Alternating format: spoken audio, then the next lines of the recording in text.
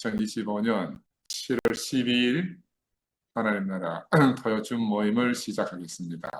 오늘 말씀 제목은 아브라함의 후손 해가지고 이 두 번째 말씀입니다. 소제목을 제가 아들로 선물로 받음으로 소제목을 정했어요. 성경 말씀은 마찬가지로 1장 1절에서 2절 아브라함과 다윗의 자손 예수 그리스도의 세계라. 아브라함이 이삭을 낳고 이 말씀 제목을 가지고 우리가 교제를 시작하겠습니다. 예수의 조상인 이 아브라함은 먼저 하나님의 부르심을 받았잖아요. 부르심을 받은 이후에 이제 하나님이 선물로서 아들을 주신다고 약속하셨고 아들을 얻었습니다.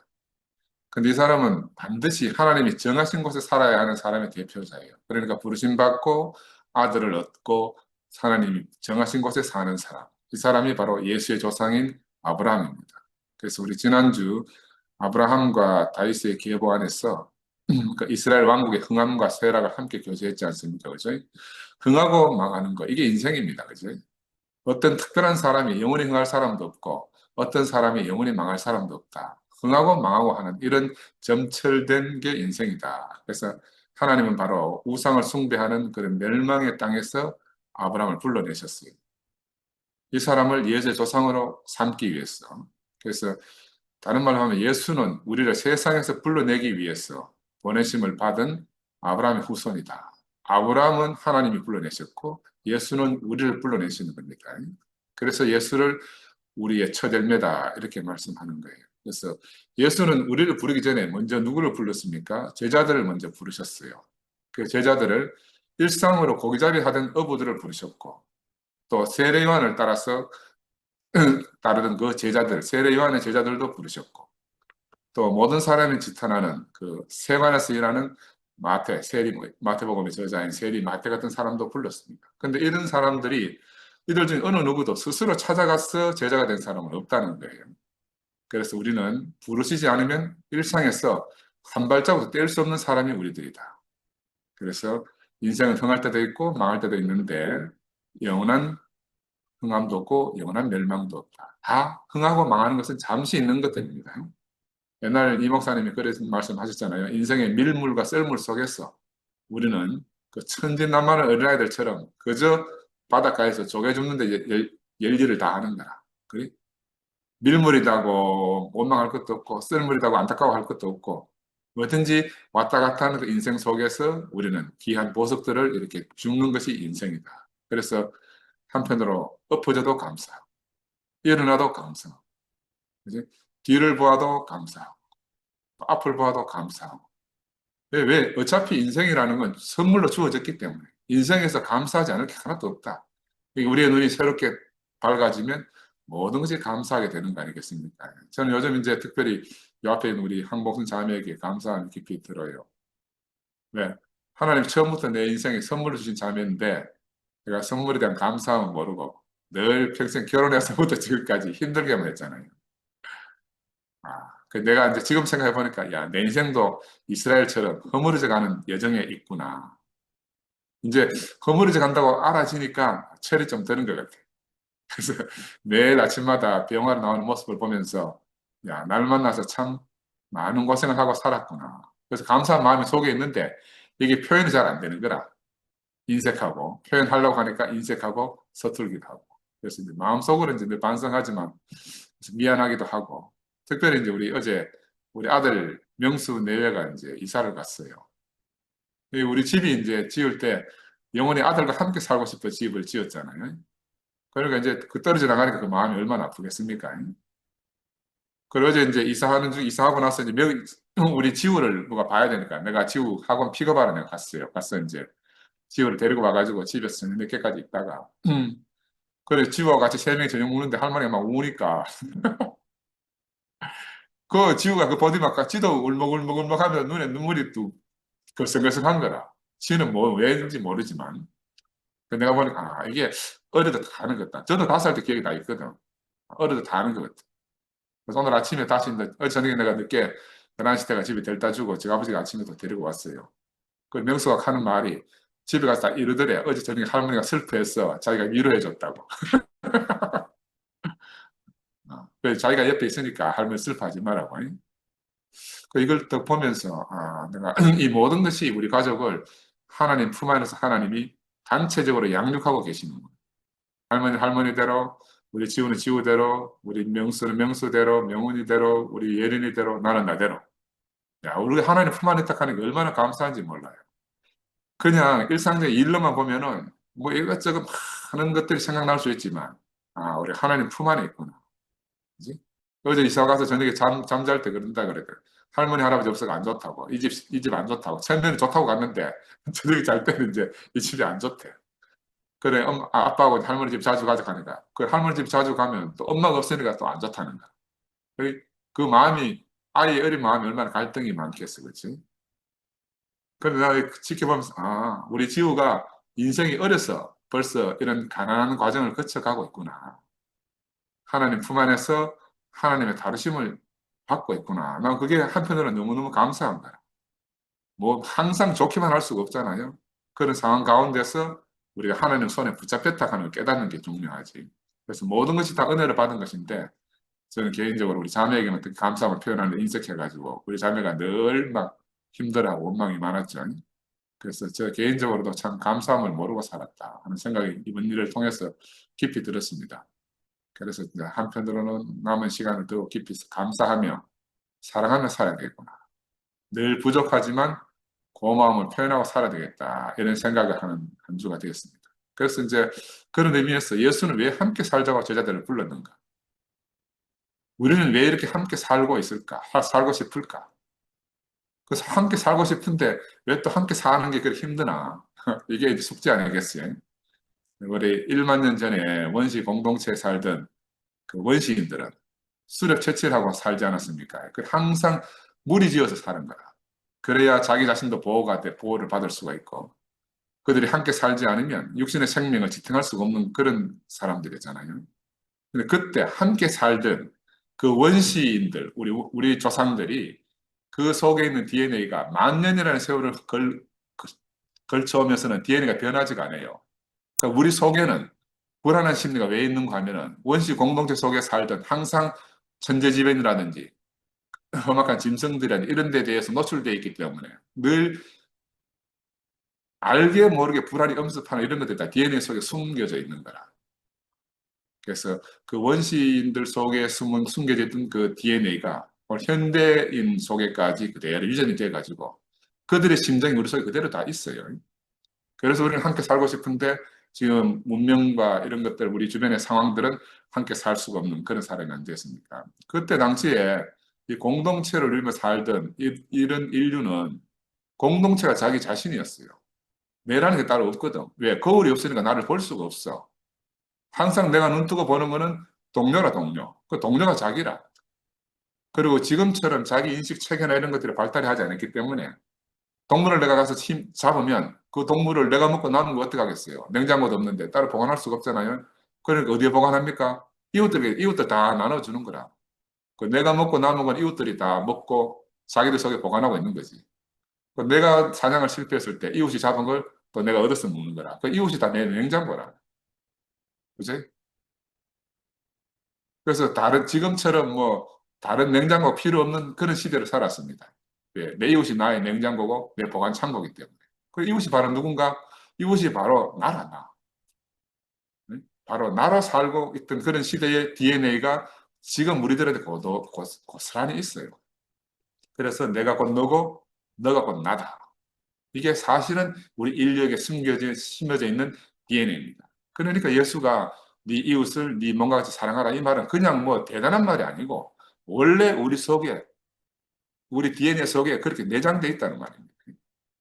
그런데 이제 농경 사회를 지나고 문명이 잉여 농산물이 생기면서 우리 소위 말하는 하이어라키, 계급 구조라는 게 생겼어요. 예. 생산물이 남아 돌면은 많이 가진 자와 적게 가진 자가 구분이 되니까. 그래서 지배와 피지배 계급들이 생겨나기 시작했고요. 이제 지배와 피지배 계급이 생기니까 원시 생명 공동체를 잃어버린 거라. 자연스럽게. 그러면서 생명의 고향도 잃어버리고 인생이 이제 정말로 문명에 떠밀려서 지금까지 오게 된 거 아니겠습니까? 이제 사람 대신에 반려동물과 함께 사는 시대가 되었습니다. 우리 상도 맨날 반려동물 이야기 하잖아요. 그런데 우리 DNA 속에는 이렇게 함께 살지 않으면 안 되는 어떤 것이 둘이 속에 들어있는 거라. 어쨌든 함께 살아야 하는 그 생명의 본성이 우리 속에 있단 말입니다. 함께 살아야만 근원적인 만족과 행복을 우리가 누릴 수가 있는데 함께 살아야 됨에도 불구하고 함께 살 수 있는 환경이 됐다. 이게 이제 우리의 비극이라 할 수가 있어요. 그래서 이제 하나님 아브라함을 통해서 큰 민족을 이루겠다는 말씀을 저는 보면서 어떤 생각이 들었는가 하면 이게 큰 민족을 이루도록 하는 하나님의 갈망이라고 성경을 써놨어요. 그런데 사실은 우리의 소망이라 인류의 소망인 거라 함께 사는 게. 그지? 이걸 하나님이 그런 갈망을 가졌다 이렇게 써놓긴 했지만 깊이 들어가 보면 우리의 소망입니다. 그래서 이렇게 함께 살기 위해서는 어떤 절대적인 조건이 있잖아요. 그 절대적인 조건이 뭐겠는가? 그게 무엇인지를 우리가 예수 안에서 발견해야 되는 겁니다. 예수의 내면 속에 들어있는 그 네 이웃을 네 몸과 같이 사랑하라는 그 예수의 내면 속에 있는 그런 요소들을 우리가 예수는 깊이 알 수가 없으니까 상세하게 드러나 있는 우리가 아브라함의 여정을 통해서 예수 속으로 좀 더 가까이 가보자 하는 게 제가 드리는 말씀이고요. 그래서 이제 제 사견인데 이렇게 생명의 공동체를 찾았어. 부족을 이루고 이 부족이 왕국을 지나왔어. 인류라는 큰 공동체를 지향해서 가고 있지 않나. 이게 우리 속에 있는 생명이었다 하면 그렇게 작동하고 있는 거예요. 그러니 이런 의미에서 보면은 우리의 하나님이 아들을 주시려고 아브라함을 부르셨다. 이렇게 표현해도 충분히 가능한 거라. 어? 그 하나님의 소원이 우리의 소원이기 때문에. 그 하나님 사람을 부르신 데는 목적이 있다고 성경은 말씀하잖아요. 여호와께서 아브라함에게 이르시되 너는 너의 본토 친척 아비 집을 떠나서 내가 네게 지시할 땅으로 가라. 이게 이제 아브라함에게 하나님의 절대적인 명령인데 왜 그런가? 왜 그렇게 해야 되나? 그 본토와 친척과 아비 집을 떠나야 그 자신의 기업을 얻을 수가 있고 또 아브라함을 통해서 하나님 원하는 한 백성을 이룰 수가 있고 또 그것이 바로 온 인류가 복을 얻는 문제이기 때문에 이거는 간단한 명령 같지만 이 명령 안에 모든 것이 다 들어있는 그런 명령이라는 거죠. 그래서 아브라함은 혼자서 개인적인 은혜를 받기 위해서 하나님 불러내신 것이 아니다. 아브라함은 온 백성에게 하나님의 은혜를 나눠주기 위한 그 시작으로서 그 출발점으로 하나님의 부르심을 잊고 나온 사람이다. 그래서 우리가 이 아브라함을 통해서 우리는 뭘 알아야 되는가 하면 시작이신 하나님을 알아가야 됩니다. 아브라함을 시작하신 하나님이 우리를 시작하신다. 그래서 마찬가지로 예수를 통해서 우리는 예수의 아버지 하나님을 알아가는 거예요. 아브라함을 통해서 아브라함을 부르신 시작이신 하나님을 알아가듯이 예수를 통해서 우리는 예수의 아버지 하나님을 알아가는 겁니다. 옛날에 이 목사님 우리 모두는 우리 자기 집안에 우리가 중시조다 이렇게 말씀하신 적이 있어요. 우리의 조상이 있지만 우리로부터 새로운 인류가 시작이 되는 거라. 그래서 우리는 우리 집안의 새로운 중시조가 된다 이런 말씀을 하셨습니다. 그러니 우리는 하나님이 단지 우리 한 사람에게 은혜를 베푸시기 위해서 우리를 부르신 게 절대로 아니다 하는 그런 말씀이죠. 아브라함과 똑같이 우리로 하여금 큰 민족이 되게 하겠다. 어떤 민족? 하나님을 섬기고 하나님께 영광을 돌리는 그런 인류의 큰 조상이 되게 하겠다는 거죠. 그런 목적으로 우리를 부르신 거다. 그래서 우리를 통해서 우리 후손들이 아브라함과 그의 후손들과 똑같이 우리로 복을 얻는 근원이 되게 하기 위해서 하나님이 우리를 부르신 것이다. 아멘. 복의 근원인 그리스도를 주시기 위해서 우리를 부르셨다. 이것을 꼭 우리가 기억해야 되는 거예요. 아멘. 그래서 아브라함의 일생이 오직 한 아들을 얻기 위해서 그 일생이 있었듯이 이제 하나님은 한 아들을 주시기 위해서 아브라함을 부르셨잖아요. 마찬가지로 이 아들은 하나님 나라에 씨로 주신 것이 예표잖아요. 이게 다 아브라함이 해당되는 이 말은 바로 예수를 향하여 있는 말씀이라. 그래서 이 계보를 통해서 예수 오신 것이고 그 예수를 통해서 그리스도를 온 인류에게 분배해 주시기 위해서 이런 이제 조상이 있게 되는 겁니다. 그래서 땅의 모든 족속이 너를 인하여 복을 얻을 것이다. 창세기 이렇게 되어 있는데 그러니까 땅의 모든 족속이 축복을 얻을 수 있느냐 없느냐는 전적으로 아브라함에게 달린 겁니다. 전적으로. 이 말씀을 보면서 야 나도 내가 살면서 이 말씀 안에서 내가 우리 집을 살펴보면 우리 집안에 있는 축복이 내 한 사람에게 어떠함에 달려 있구나. 너무너무 분명한 거라. 그러니까 내가 함부로 살 수 없는 사람이 된 거예요. 하나님 손에 붙들린 아브라함처럼 철저히 내가 하나님 손에 붙들려서 다루심을 받고 처리받아야 한다는 거죠. 그래서 내 한 사람이 바로 서느냐 실패하느냐 하는 것은 우리 집안에 하나님의 뜻과 계획의 성패가 달린 문제라는 거죠. 우리 개인적인 문제로 끝나는 게 아니라는 거 아니겠어요? 그래서 땅의 모든 족속이 복을 얻는 것은 바로 인류가 그리스도의 생명을 얻는 데 있다. 모든 족속이 복을 얻는다 하는 것은 모든 인류가 그리스도의 생명으로 충만해지는 것이다. 이 말입니다. 그래서 예수가 우리의 구속을 성취하셨지만 현실 안에서 그러나 그 시작은 어디서부터인가? 바로 아브라함부터다. 아브라함은 이 생명의 아들을 얻기 위해서 많은 과정을 지나서 예수에게 이르게 되잖아요. 그런데 이 예수로 말미암아 구속이 만백성에게 이렇게 다 이루어져 가지고 이제 새하늘과 새 땅이 완성될 것이 우리의 유일한 소망이 아니겠습니까? 우리가 어떻게 새하늘과 새 땅을 꿈꾸는 사람이 됐어요? 자신의 안녕만을 위해서 살던 사람입니다. 그래서 우리가 예수를 알기 위해서 예수도 사람으로 오셨기 때문에 사람 예수 안에 들어있는 어떤 요소들을 우리가 아브라함을 통해서 알아가면 훨씬 더 예수를 이해하고 아는 것이 쉬워진다. 그런 의미에서 아브라함을 아는 것이 너무너무 중요하다. 아브라함에게 하나님이 하란에서 자기 아버지 데라가 죽고 나서 아버지 따라서 나온 아브라함인데 아버지가 갑자기 죽고 나니까 갈 바를 알지 못하게 됐잖아요. 그런데 그때 하나님의 음성이 들려온 거라. 내가 네게 지시할 곳으로 가라. 이 내가 네게 지시할 곳으로 가라. 이게 아브라함이 들은 말씀이지만 이 내가 네게 지시할 곳으로 가라는 이 명령이 예수 안에도 주어졌고 오늘 우리 안에도 똑같이 주어진 겁니다. 그지? 원래 아브라함이 거한 땅은 갈대아 우르라 그러잖아요. 갈대아 우르. 우르라는 말의 그 뜻은 수메르어로 도시라는 이런 말이에요. 갈대아 도시. 그 우르가 인류 최초의 도시입니다. 인류 최초의 도시. 그 우르란 땅은 뭘 섬기고 있는가 하면 달신을 섬기는 도시라. 달신, 달의 신. 하란도 마찬가지로 달신을 섬기는 곳이에요. 속설에는 아브라함의 처 사라가 그 달신을 섬기는 제사장 같은 그런 역할을 했다. 그런 속설이 있어요. 그래서 아브라함은 아버지 데라를 따라서 하란까지 왔었지만 아버지 데라가 죽고 나니까 정말 갈 바를 알지 못하고 어찌할지 모르는 그런 상황에서 하나님이 아브라함을 불러내신 거죠. 아브라함은 자신이 한 번도 하나님의 택함을 받을 것을 생각해 본 적이 없는 사람이에요. 근데 이 아브라함 안에 우리도 다 있는 겁니다. 아브라함은 또 한편으로 스스로 자랑할 게 없는 사람이라. 다른 사람들과 전혀 다를 바가 없어요. 그 아브라함이 지금 우리가 알듯이 유대 민족의 조상이 되고 이렇게 한 아브라함을 남과 다르도록 이렇게 만든 것은 전적으로 하나님 은혜라는 거죠. 근데 개인적으로는 전혀 다를 바가 없는데 하나님의 은혜 덕분에 아브라함은 큰 민족의 조상이 됐다. 저도 생각해 보니까 내가 아브라함 처지하고 동일하다. 나도 우리 집안에 그런 조상이 되도록 하나님이 나를 불러내셨구나. 그래서 하나님 아브라함을 불러내신 소극적인 측면에서는 우상을 섬기는 일에서 떠나오너라 이런 의미이기도 하지만 더 적극적인 의미로는 하나님을 섬기는 백성이 되라 이 말입니다. 우상을 섬기는 백성에서 하나님을 섬기는 백성. 그래서 하나님은 끝까지 아브라함의 자손을 통해서 우상의 땅이 하나님의 땅으로 회복되기를 원하시잖아요.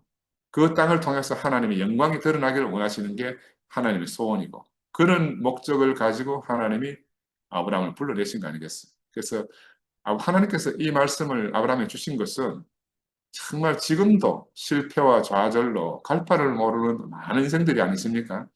우리가 똑같은 그 아브라함을 하나님 불러내신 것처럼 바로 우리에게 그런 희망을 주시는 거 아니겠어요? 이런 사람도 하나님이 부르셔서 그 인생을 회복시켰어. 영광의 백성에 하나님을 찬양하는 영광의 백성의 조상이 되도록 삼으셨다. 그러니까 바로 이 부르심이 우리의 소망이에요. 이 부르심이 바로 우리의 희망이고 우리는 그러니까 그냥 개인 누구누구로 온 게 아니라는 거 꼭 기억해야 됩니다. 그래서 하나님이 이렇게 아브라함 불러내셔가지고 창세기 15장에 보면 제가 말씀 한번 읽어볼게요. 하나님하고 약속하는 장면이 있어요. 여호와께서 그에게 이르시되 나를 위하여 3년 된 암소와 3년 된 암염소와 3년 된 수양과 산비둘기와 집비둘기 새끼를 취할지니라. 아브라함이 그 모든 것을 취하여 그 중간을 쪼개고 그 쪼갠 것을 마주 대하여 놓고 그 새는 쪼개지 아니하였으며 해가 져서 어두울 때에 연기나는 풀무가 보이며 하는 횃불이 쪼갠 고기 사이로 지나더라. 하나님이 지금 아브라함과 약속을 하기 위해서 이런 절차를 밟도록 한 겁니다.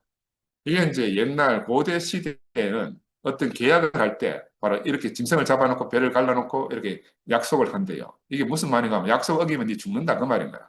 이 지금 배가 갈라지고 쪼개진 이 짐승들처럼 네가 약속을 지키지 않으면 니도 이렇게 된다. 그런 말인 거죠.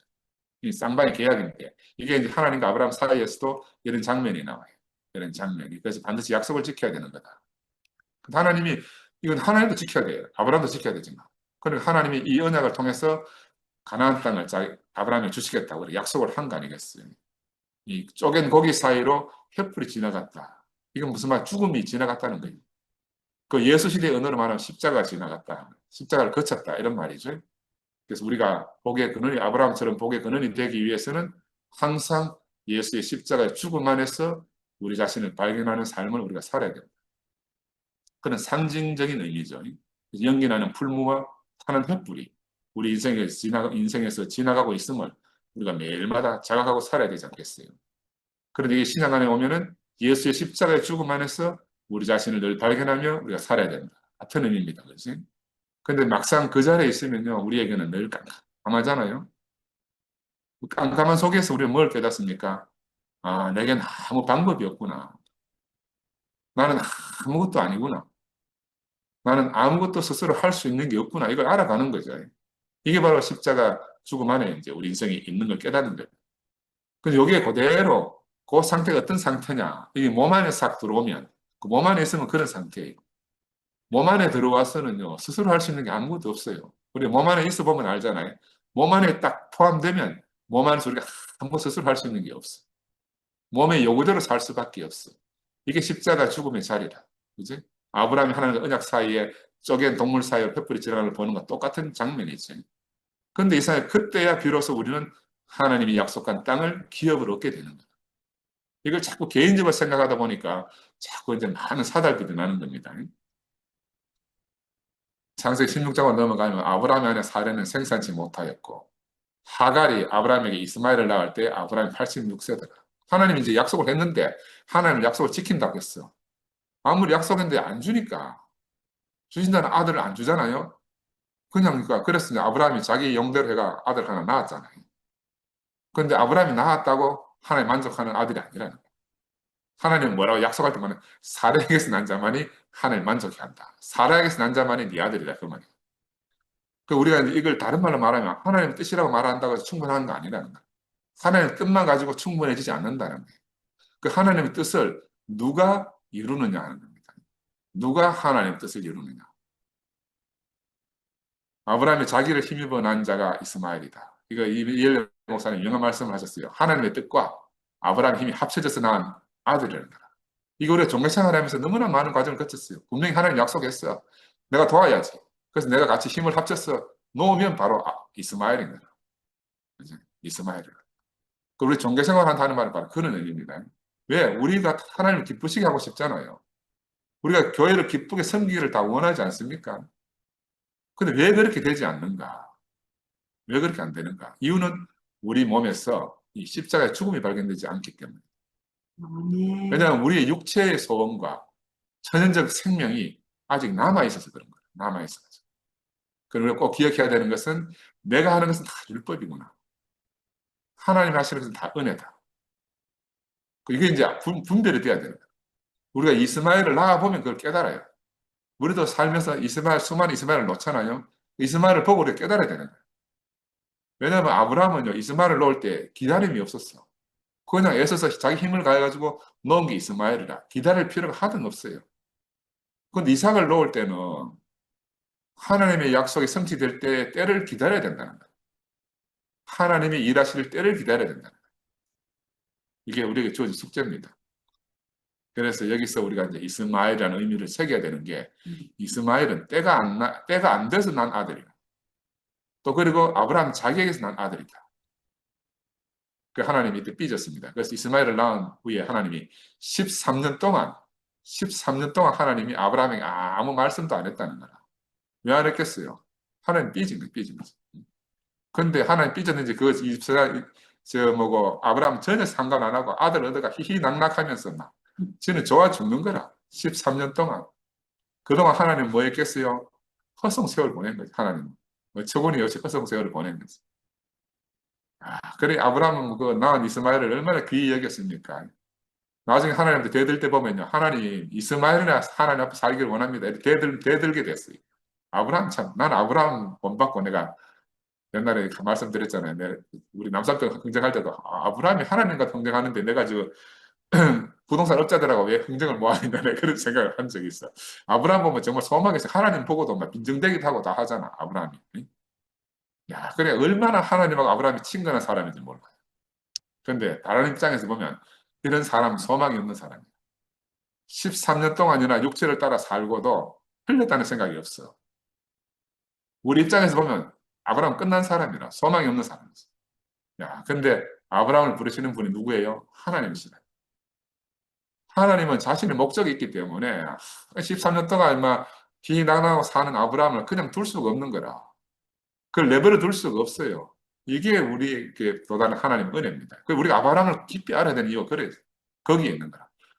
나는 내가 내 스스로를 포기하고 부모가 나를 포기하고 온 세상이 나를 버릴지라도 포기하지 않는 분이 계시다. 우리에게 바로 이런 은혜를 베푸시는 하나님이 계시다. 그 때문에 우리가 오늘 이 자리에 있는 겁니다. 그 때문에 그 창세기 17장으로 넘어가면 아브라함이 99세 때 여호와께서 아브라함에게 나타나서 그에게 이르시되 나는 전능한 하나님이라. 너는 내 앞에서 행하여 완전하라. 이런 말씀을 하시게 된 거예요. 이제 하나님 찾아오셨어요. 13년이나 허송 세월을 보내고 99세가 됐어 아브라함. 이때 아브라함의 몸은 어때 쇠약해가지고 살았으나 죽은 것 같은 사람이 된 거 아니겠어요? 그런데 이 아브라함을 보고 하나님이 나는 전능하는 자, 부족함이 없는 자다. 이렇게 말씀하시면서 니도 내 앞에서 완전하라. 이게 하나님의 명령입니다. 그래서 이렇게 되기 위해서 그러면 아브라함은 어떻게 해야 되나? 이미 우리가 그냥 겉모습 봐도 아브라함이 육신의 쇠약에 더 이상 희망이 없어요. 그런데도 그걸 확증하기 위해서 할례를 받으라는 거죠. 이 할례를 받아야 하나님의 백성이 된다는 거죠. 그래서 아브라함에게 있는 모든 집안의 모든 남자들, 종들까지 다 할례를 받잖아요. 이건 이제 우리가 알다시피 이제 원래 있는 천연적인 힘과 능력을 하나님 처리한다는 의미이기도 하지만, 근데 바울은 이제 빌립보스에 그런 말이 있어요. 육체를 신뢰하지 않으면 우리가 곧 할례당이다. 할례가 육체만 의미하는 게 아니다 이 말이죠. 그래서 이 할례의 진정한 의미는 뭐냐? 이스마엘을 낳는 그 육체를 처리하는 것이기도 하지만 우리가 하나님을 기쁘게 하는 우리 마음이 있잖아요. 이걸 처리하는 거예요. 하나님을 기쁘게 하려 하는 거. 또 하나님의 뜻을 행하려 하는 거. 야, 이거 우리가 상식이 납득이 안 되죠. 또 자기 힘으로 하나님의 약속을 이루려고 하는 이 육체를 처리한다는 거예요. 우리 하나님을 위해 할 게 아무것도 없다는 거라. 하나님을 기쁘게 할 것도 없고 하나님의 뜻을 우리가 뭐 도와서 행할 것도 없고 하나님의 약속도 우리가 뭐 도와서 할 게 없는 거라. 그래 하나님을 위해서 한다는 모든 것들이 끝내는 거예요. 이게 바로 할례 받는 의미다. 거꾸로 말하면 지금 하나님 우리가 안 보이고 모르니까 교회를 위해서 교회를 기쁘게 하고 교회의 뜻을 따르고 그것을 이루려고 하는 그런 우리 어떤 잔재들을 다 처리하는 것이 할례 받는 거다. 그래서 육체의 할례의 표시가 있는 것처럼 우리 인생에도 십자가의 표시가 있는 사람으로 우리가 살아야 한다 하는 그런 의미가 아니겠어요? 그래서 우리가 자기 육신에 대해서 확신이 사라진 사람으로 살아야 됩니다. 육신에 대한 확신이 끝나지 않으면 하나님 일하실 수 없는 거예요. 이제 이 육신에 대한 확신이 끝난 사람은 어떤 사람인가? 항상 하나님 앞에 있는 사람이죠. 두렵고 떨리는 마음으로 그 앞에 사는 사람 아니겠어요? 이게 다른 말로 하면은 교회 앞에서 형제들 앞에 있는 사람이다. 이게 교회 앞에 형제 자매들 앞에 있는 사람이 바로 하나님 앞에 있는 사람이에요. 현실적으로 그렇습니다. 그래서 이제 하나님이 그렇게 하시고 나니까 아브라함이 이제 창세기 17장 17절 9절에 보면 엎드려서 웃으면서 뭐라 심중에 이르되 100세 된 사람이 어찌 자식을 낳을까? 사라는 90세인데 어찌 생산하리요? 하고 엎드려서 피시고 웃는 모습이죠. 그 다음에 뭐라고 하면 아브라함이 이 하나님께 고하되 이스마엘이나 하나님 앞에 살기를 원하나이다. 하나님 헛소리 하지 마세요. 이 말 아니겠어요? 대놓고 말하면. 근데 하나님이 아브라함 심중을 아는 거라. 하나님이 가라사대 아니다. 네 안에 사라가 정녕 네게 아들을 낳으리니 너는 그 이름을 이삭이라 하라. 내가 그와 내 언약을 세우리니 그의 후손에게 영원한 언약이 되리라. 하나님이 아브라함 심중을 아는 분이라. 아브라함이 피시 굽고 말하지 않는 말까지 하나님이 알고 계신다는 거죠. 이때 아브라함을 보면 아브라함은 스스로 자기를 봐도 얼마나 자신에게 실망이 되겠어요. 자신에게 실망이 될 뿐더러 하나님에 대한 믿음도 사라졌어요. 아브라함을 보면. 우리가 그전에 종교안에 있을 때는 아브라함이 믿음이 좋다 생각했잖아요. 근데 사실 아브라함을 깊이 알면 아브라함 믿음이 없어. 하나님 말해도 안 믿고 피식피식 웃고 있는데 뭐 이걸 어떻게 믿음이 있다 하겠어요. 자신에 대한 신뢰가 살아있는 사람은 하나님에 대한 믿음도 사실 사라졌다 이렇게 볼 수 있는 거예요. 그지? 그 아브라함이 엎드려 웃는다. 이건 무슨 말이에요? 모든 것이 끝났다 하는 걸 나타내는 겁니다. 그 간이 배 밖에 나왔지. 하나님 말하는데 지금 엎드려가지고 피식 웃고 있는 이 사람은 간에 배 밖에 나온 사람 아니겠어요? 모든 것이 끝났으니까 사실 겁날 게 없다 이 말이지. 다 끝났는데 뭐가 두렵겠어?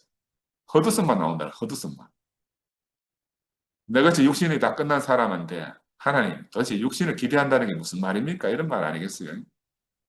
그리 표면적으로 할례를 받는데 나는 아브라함을 보니까 아브라함 할례 이전에 이미 할례의 내용이 된 사람이 아브라함이구나. 그 할례를 받는 건 형식적인 문제예요. 이미 그 내용은 아브라함이 할례 받은 사람이에요.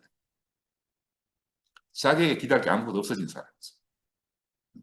그 이 사람을 자세히 보면 믿음 있는 사람이에요, 없는 사람이에요. 믿음이 있는 것 같기도 하고 없는 것 같기도 하고 이런 말이잖아요.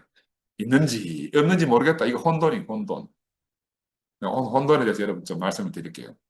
창세기 1장 2절에 보면 땅이 혼돈하고 공함이 혼돈이라는 말이 나와요. 그죠? 이 혼돈은 다른 말 하면 자기를 믿을 수 없는 상태가 된 게 혼돈입니다. 이 바벨론에게 멸망당한 이스라엘이잖아요. 완전히 망해가지고 아무것도 믿을 수가 없어요. 그동안 믿어왔던 야훼 하나님을 믿을 수 없는 지경에 이르는 거라. 이런 혼돈된 상태가 됐을 때 비로소 이것도 아니고 저것도 아니고 도대체 알 수가 없는 그런 상태가 됐을 때 비로소 하나님 일을 하시는 거죠. 이 혼돈을 조금 더 깊이 보면요. 질서와 무질서 사이, 경계선. 질서도 아니고 무질서도 아니고 그 경계선에 있는 상태가 혼돈이다. 쉽게 이제 표현하면 잘 정돈된 도시가 있고 그 도시 바깥에 황무지가 있어요. 그 도시와 황무지 사이의 경계선, 이게 혼돈입니다. 이것도 아니고 저것도 아니고. 바로 예수가 살던 이방 땅 갈릴리가 그런 땅이에요. 예루살렘도 아니고 이방도 아닌 어정쩡한 땅이죠.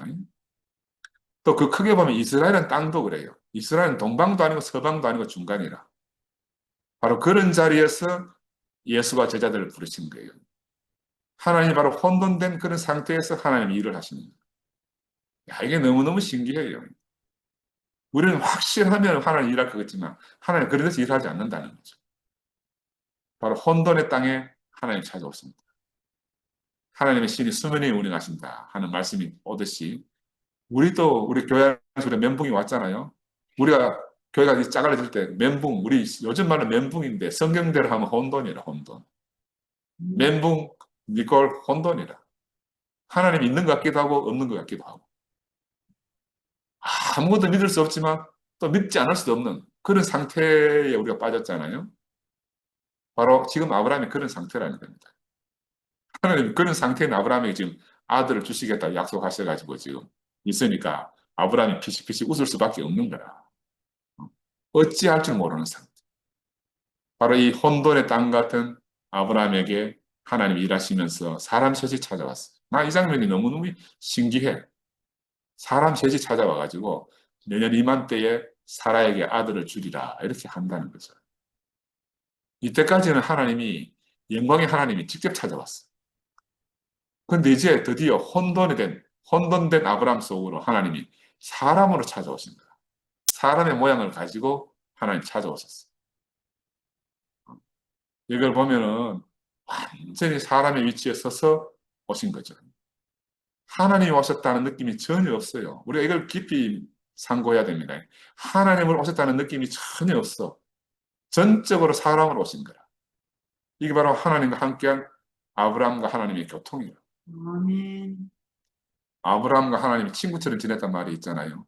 하나님과 그냥 서로 그냥 일상적인 대화를 하는 그런 사람이 된 거라. 왜? 혼돈 가운데 무엇도 확신할 수 없고 그러니까 막 아무것도 스스로 어떻게 할 수 없는 그런 상태가 됐는데 이상하게 그런 자리에서 하나님과 소통하는 사람이 된 겁니다. 그 바로 이 사람이 예수의 조상이라고 말해요. 마태는 바로 이런 사람의 후손으로 오신 예수를 통해서 사람 하나님을 경험한 거예요. 이 아브라함이 내내 이맘때 사라를 아들을 낳겠다 하는 사람 하나님을 만난 것처럼 마태는 바로 이런 사람의 후손으로 온 예수를 통해서 사람 하나님을 경험한 거예요. 그러니까 아브라함이 경험한 사람 하나님을 마태는 예수를 통해서 경험한 거예요.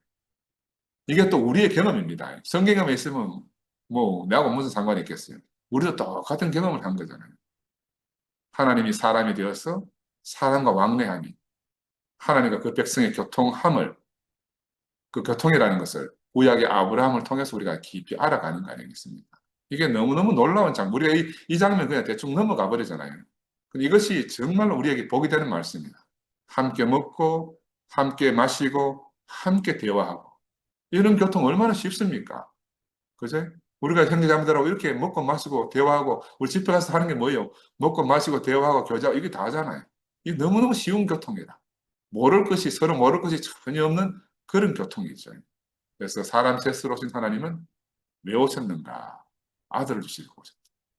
예수를 통해서 그리스도를 주시기 위해서 먼저 아브라함을 통해서 아들을 주신 것이죠. 이것은 예표 아니겠습니까?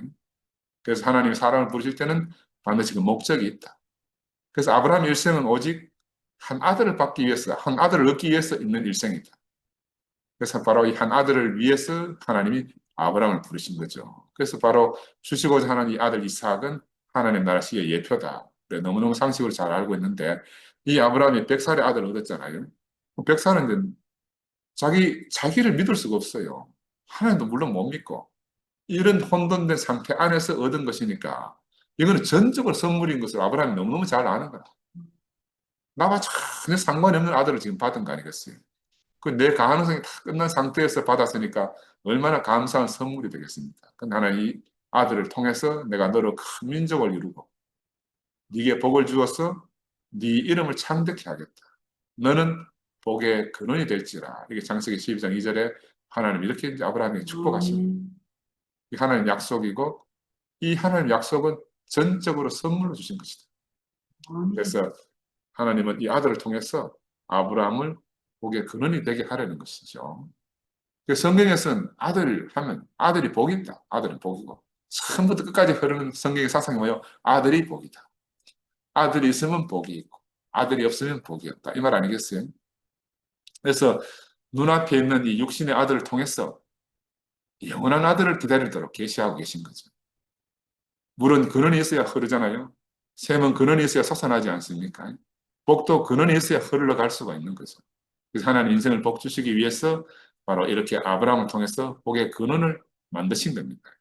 그래서 우리가 눈에 보이지 않는 하나님은 눈에 보이는 아브라함을 통해서 아브라함을 복의 근원으로 만드심으로 내가 복의 근원이다 하는 것을 계시하고 있는 거죠. 보이는 아브라함을 통해서 보이지 않는 하나님을 계시하고 계신 거죠. 그런데 인생들 어리석게 근원이 없는 복을 우리가 얻고 누리려고 하잖아요. 스스로 복을 만들려고 하지 않습니까? 근데 복은 근원이 있어야 나오는 것이다. 내가 만든 것은 아무리 훌륭하고 아무리 놀라워도 영원한 복이 될 수가 없는 거죠. 잠시 우리가 좋아서 감탄할 수 있을지라도 영원한 복이 될 수는 없다. 근원이 없기 때문에 그렇습니다. 근원이 없기 때문에. 아버지가 없는 데서 아들이 나올 수가 없잖아요. 어머니가 없는 데서 젖이 나올 수가 없듯이 복은 원천이 있어서 흐르는 그런 물과 같다. 그래서 우리가 생각해 보면 우리 인생에 지으심이가 있다는 것이 얼마나 감사합니까? 어머니의 젖과 같이 늘 우리를 양육하는 생명의 말씀이 이렇게 있다는 것이 얼마나 감사해요.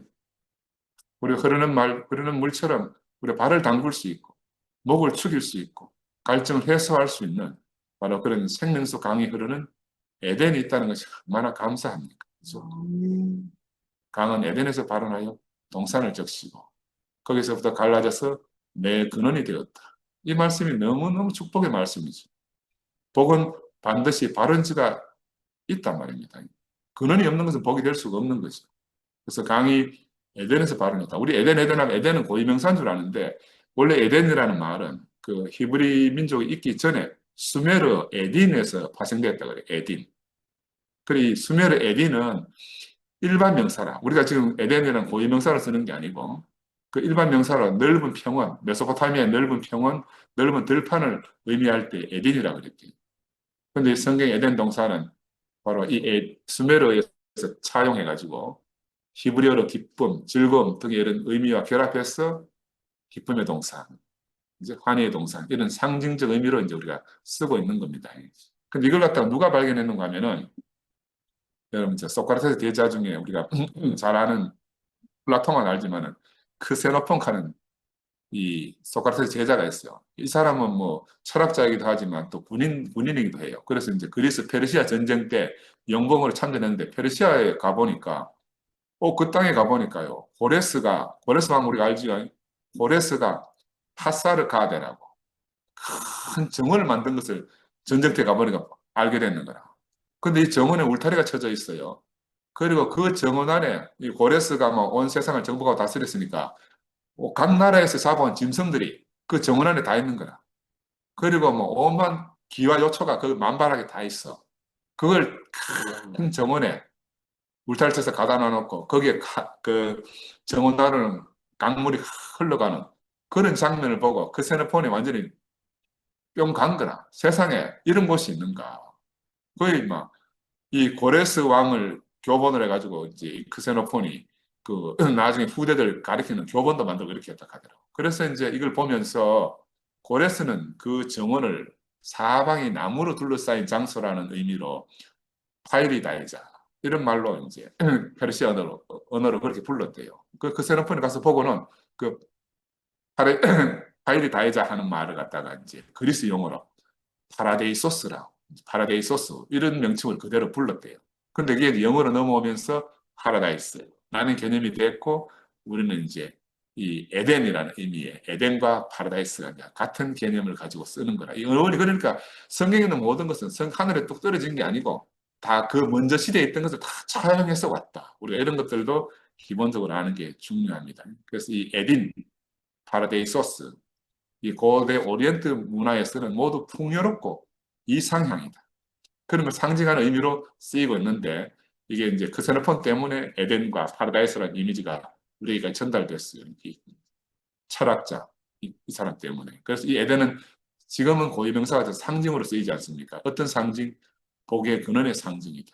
한번 생각해 보세요. 그 사막 같은 나라에 기아요소가 만발하고 동물도 오만 동물들이 코끼리 됐고 막 별놈의 동물들이 함께 막 어울려 사는 걸 보니까 깜짝 놀랜더라 이 크세노폰이. 그리 파라다이스를 상상할 수밖에 없는 거지. 마찬가지로 우리의 복의 근원이 그런 것들을 상징하고 쓰여졌다. 그래서 하나님은 아브라함을 복의 근원이 되게 하시려고 아들을 주셨어요. 그 이 아들을 전적으로 선물로 주셨잖아요. 그 처음에 아브라함 한번 살펴보면 하나님 약속을 믿긴 했지만 약속의 선물이라는 걸 알지 못했잖아요. 그 하나님의 약속은 우리가 선물이라는 것을 꼭 기억해야 됩니다. 성경에 있는 모든 하나님의 약속은 우리에게 주어진 선물이다. 이게 내가 내 어떠한 것과는 상관이 없다. 내가 뭐 잘했고 못했고 이런 거 전혀 상관이 없이 전적으로 하나님의 선물이다. 그래서 하나님 나라는 선물을 주시는 분으로부터 발원해서 끝없이 선물의 강을 만들면서 우리에게 흘러온다. 사막에 흐르는 샘물 같다. 사막에 샘이 있다는 걸 상상할 수가 없잖아요. 그런데 바로 하나님의 선물은 이 사막에 흐르는 샘물처럼 우리 인생을 관통해서 흐르고 있다. 그 바로 이 흐르는 강이 선물이고 이 흐르는 강이 곧 하나님의 언약이다. 아멘. 이제 우리에게 끝없이 흐르는 복이 있잖아요. 끝없이 우리 흘러오지 않습니까? 엎어지나 자빠지나 전혀 상관없이 하나님으로부터 복이 우리에게 흘러오고 있단 말이에요. 이게 복은 다 하나님 약속의 선물이다. 그래서 이 크세노폰은 사막 가운데 울타리가 쳐져 있는 초목이 무성하고 수많은 동물들이 함께 뛰어놀고 한가운데 강이 흐르는 상상치 못한 풍경을 보고 자기 나라로 돌아갔으니까 뭐라고 떠들었겠어요? 야, 세상에 이런 곳이 있더라. 세상에 이런 곳이 있더라. 마찬가지입니다. 우리가 바로 그런 하나님 나라를 만납니다. 크세노폰이 본그 에딘, 파라다이스, 그걸 우리가 직접 보고 만지고 누리고 살고 있잖아요. 우리가 떠들지 않을 수 없잖아요. 그지? 하나님 나를 만방에 알리지 않을 수가 없는 거예요. 이 천연적인 아브라함은 기다리다가 복의 근원을 만들었어요. 또 기다리다가 복의 근원을 만드는 사람이에요. 하나님의 약속을 믿고 복의 근원을 만들었다니까요. 이게 이제 근데 그게 우리가 얼핏 보면 정상적인 거지만 하나님의 약속과 아브라함의 능력이 합쳐져서 만들었기 때문에 이건 복의 근원이 될 수가 없어요. 이게 바로 이스마엘이라는 길이 되기 때문에. 그리고 이 장면을 꼭 기억해야 됩니다. 그래서 우리 엿담에 들어간 것은 절대로 복이 아니다. 전적으로 하나님으로부터 주신 것만 복이다. 원천에서 흐르는 것이 강이지 원천 없이 흐르는 것은 다 말라 비틀어집니다. 그래서 강은 원천이 없으면 절대로 흐를 수가 없습니다. 그래서 아브라함은 기다리다 기다리다 더 이상 기다리지 못했잖아요. 그 하갈에서 이스마엘을 낳고도 큰 소리 쳤는 거야. 이스마엘은 하나님 앞에 살기 원합니다. 이렇게 큰 소리 칠 수밖에 없는 사람이 아브라함이에요. 이게 아브라함의 한계죠, 한계. 근데 이상하게 하나님은요, 아브라함의 한계가 드러나도록 그렇게 하나님이 이끌어 가시는 거예요. 우리의 믿음도 마찬가지입니다. 우리 믿음도 한계가 있어요. 하나님 우리의 믿음의 한계까지 끌고 가는 거라. 믿음이 없어지기를 기다리는 거죠. 만약에 우리가 우리의 믿음으로 하나님 나라를 이루려고 한다 하면 하나님 나라가 나타나겠어요? 안 나타나겠어요? 절대로 안 나타난다는 거죠. 하나님 나라는 어디 쏩니까?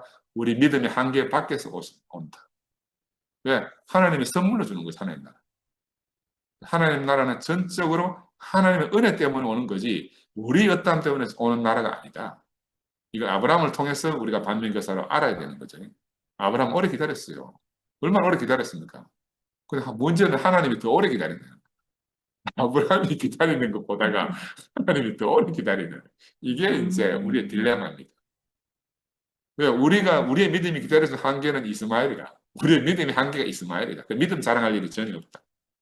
하나님의 기다리심은 이삭이다. 여기 할렐루야가 절로 나와요. 할렐루야. 그 선물은 주시는 이 어떠함이잖아요. 받는 사람에게도 어떠함이 있어야 된다면 그것은 내 가능성이 끝나는 것이죠. 내 가능성이 끝나는 것.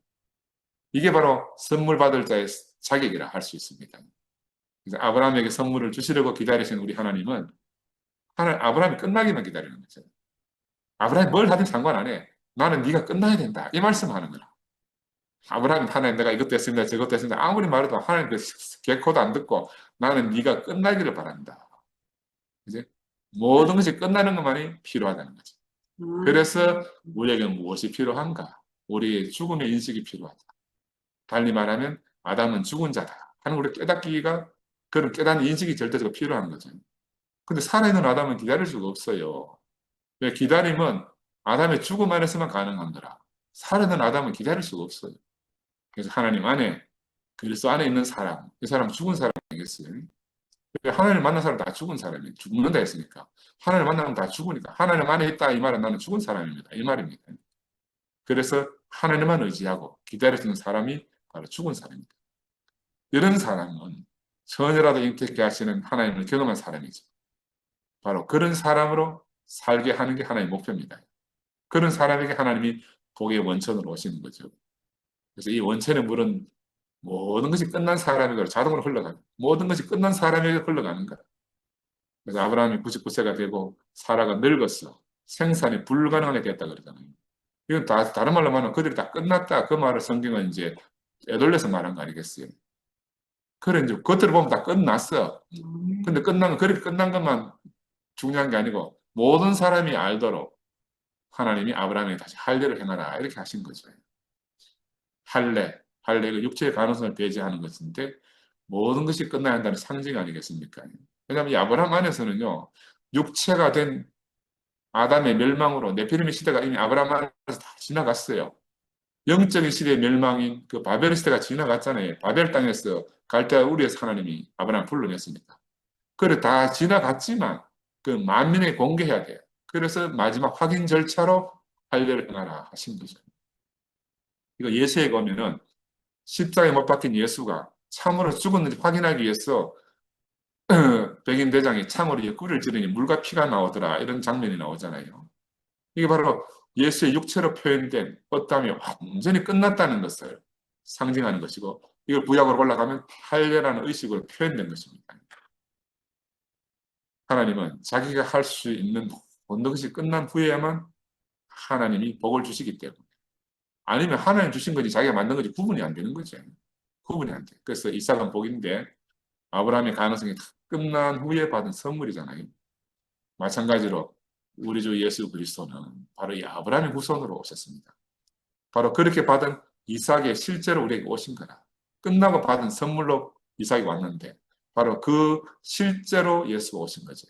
근데 예수는 겉으로 볼 때는 요셉의 아들로 성경에 기록되어 있지만 모든 것이 끝나버린 사람에게 주시는 하나님의 선물이다.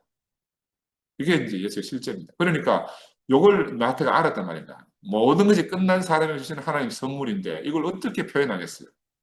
달리 표현할 방법이 없으니까 성령으로 잉태했다. 그 말 말고는 끝난 사람에게 주신 하나님의 선물로 예수가 오신 것을 표현할 방법이 없다는 거죠. 달리 표현할 방법이 없어요. 우리가 이런 이면적인 내용을 알면은 성경의 표면적인 말에 전혀 걸리지가 않는 거라. 그래서 이 그리스도는 모든 것이 끝나버린 사람에게 하나님이 낳게 하신 사람이다. 흙에서 생명나무가 나온다잖아요. 세상에 이보다 더 좋은 곳이 없어요. 모든 것이 끝났는데 아들을 얻다니. 우리 앞에 있는 황봉순 자매님은 지금 모든 것이 끝난 경험을 하고 있습니다. 아들보다 귀한 것이 없거든요.